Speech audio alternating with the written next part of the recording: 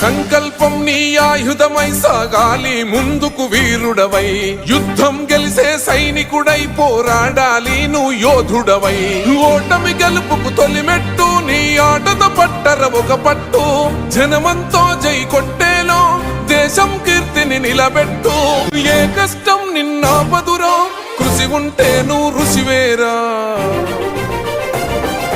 యువతరమా దేశ గతులను మార్చే గెలుపుకు అడ్రసులా, ఆకాశం నీ హద్దయ్యి చెలరేగాలి ఒక వీరుడిలా.